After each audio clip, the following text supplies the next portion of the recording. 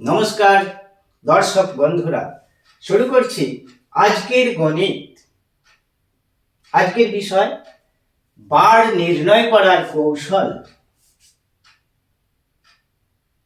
আজকে 27শে ফেব্রুয়ারি শুক্রবার।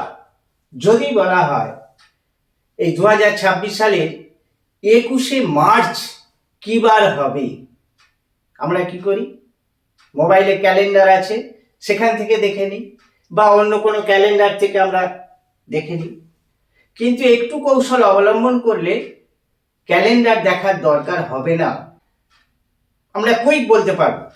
কিভাবে সেটি সম্ভব উপস্থাপন করার চেষ্টা করছি। আজকে 27শে ফেব্রুয়ারি শুক্রবার। 27শে ফেব্রুয়ারি শর্টে লিখলাম শুক্রবার। তাহলে প্রশ্নটা হচ্ছে 21শে মার্চ কি বার? 21শে মার্চ কি বার হবে, এটি হলো প্রশ্ন। 27শে ফেব্রুয়ারি থেকে 21শে মার্চ ডিফারেন্সটা, দিন সংখ্যার তফাৎটা দেখে নিতে হবে, এইটুকুই কাজ। এটা আমরা মুখে মুখে করতে পারবো। 27শে ফেব্রুয়ারি আর 28শে ফেব্রুয়ারি, একদিন আছে ফেব্রুয়ারি মাসে, একদিন ফেব্রুয়ারি মাসে অবশিষ্ট রয়েছে। আর মার্চের 21 তারিখ মানে 21 দিন, তাহলে হচ্ছে কত? 22 দিন হচ্ছে। দিন সংখ্যা, ভিতরে যে দিন সংখ্যা সেটা হচ্ছে 22 ডেজ। এবার আমরা কি করব? 22 কে আমরা 22 কে আমরা 7 দিয়ে ভাগ করব, 7 দিয়ে ভাগ করব। এটা আমরা মুখে মুখেই করতে পারবো, বোঝানোর জন্য দেখাচ্ছি। যেটা ভাগশেষ থাকবে সেই ভাগশেষটা নিয়েই আমাদের কাজ। 3 7 21, ভাগশেষ 1। এই ভাগশেষটাই আমাদের দরকার। কত এখানে অবশিষ্ট? 1। তাহলে একদিন পর হবে। 27শে ফেব্রুয়ারি যদি শুক্রবার হয়, 21শে মার্চ 2026 সালের 21শে মার্চ হবে শুক্রবারের একদিন পর, শনিবার। 7 দিয়ে কেন ভাগ করা হচ্ছে? প্রত্যেকটা বার ফিরে আসে ঠিক 7 দিনের মাথায়, ভিতরে 6 দিন থাকে, পুনরাবৃত্তি হয় ঠিক 7 দিন অন্তর অন্তর পুনরাবৃত্তি হয়। 7 দিয়ে এই কারণে ভাগ করা হচ্ছে। তাহলে এটা কি হচ্ছে? 21শে মার্চ কি বার হবে? 21শে মার্চ হবে শনিবার। এবার যদি ধরে নিই আজকে বুধবার, 56 দিন পর কি বার হবে? ধরে নিলাম আজকে বুধবার, আজকে বুধবার, আফটার 55 ডেজ, 56 দিন পর কি বার হবে? কি বার হবে 56 দিন পর? আরো সোজা, দিন সংখ্যাটা দেখতে পাচ্ছি 56 দিন পরের হিসাব চাইছি, কি বার হবে? তাহলে 56 কে 7 দিয়ে ভাগ করতে হবে।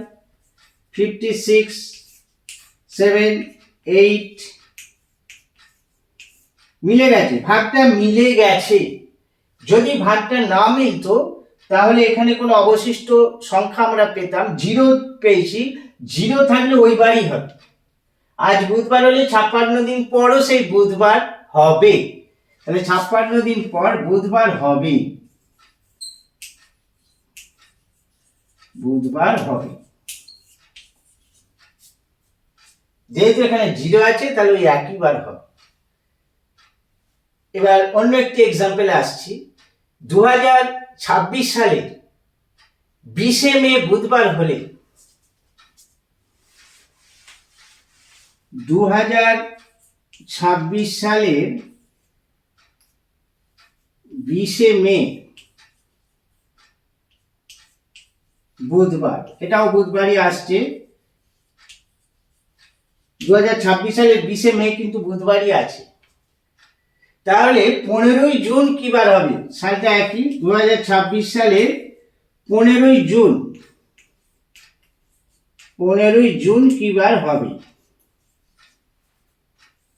15ই জুন কি বার হবে? আমরা দিন সংখ্যার ডিফারেন্সটা দেখে নেব। 20 মে বুধবার, তাহলে মে মাসে কতদিন থাকছে? মে মাসটা 31 হয়, এখানে 11 দিন থাকছে, এখানে 11 দিন প্লাস, আর এখানে দেখতে পাচ্ছি মে জুন, পরের মাসে জুন, তাহলে এখানে 15 দিন আছে, তাহলে 11 প্লাস 15 ইজ ইকুয়াল টু 26, 26। এবার আমরা কি করব, এই 26 কে আমরা 7 দিয়ে ভাগ করব, মুখে মুখে করা যাবে, 3 7 21 হবে, তাহলে 5 অবশিষ্ট হবে। 26 কে 26 কে আমরা 7 দিয়ে ভাগ করছি 21, তাহলে কত অবশিষ্ট হচ্ছে 5। তাহলে বুধবারের পর 5 দিন গুনে নেব, বৃহস্পতি, শুক্র, শনি, রবি, সোম, তাহলে 15 জুন কি বার হচ্ছে? সোমবার। সোমবার। ছোট ছোট ভাগগুলো আমরা অনায়াসে করতে পারি মুখে মুখে।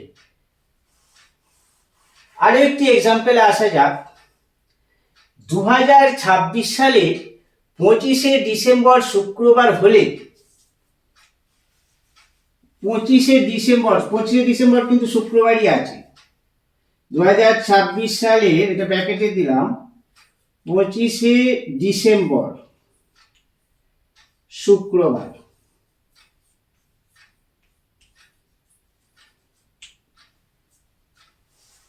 শুক্রবারই আছে, 25শে ডিসেম্বর শুক্রবার।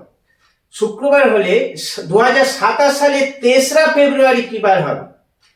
2027 সালের 3রা ফেব্রুয়ারি, 3rd ফেব্রুয়ারি কি বার হবে? সালটা চেঞ্জ করে দিয়েছি, সালটা চেঞ্জ হলেও সেই একই, কৌশলটা সেই একই, নিয়মটা সেই একই। তাহলে ডিসেম্বর মাসে 25 দিন হয়ে গেছে, তাহলে আর কদিন বাকি আছে? এখানে 6 দিন। আমরা দিন সংখ্যাটা বার করে নেব। ডিসেম্বর মাসে হচ্ছে 6 দিন,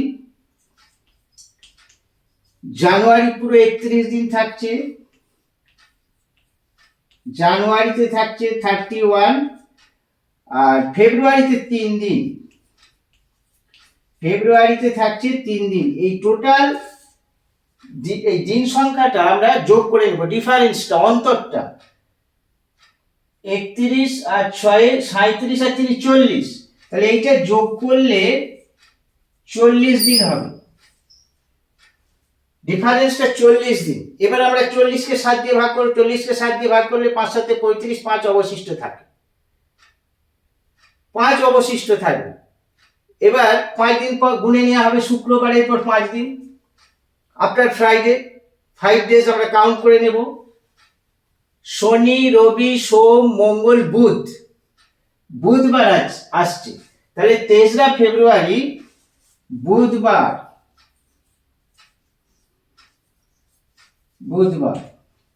আমরা অতি সহজে এইভাবে নির্ণয় করতে পারি, আর ভাগগুলো আমরা মুখে মুখে করতে পারবো।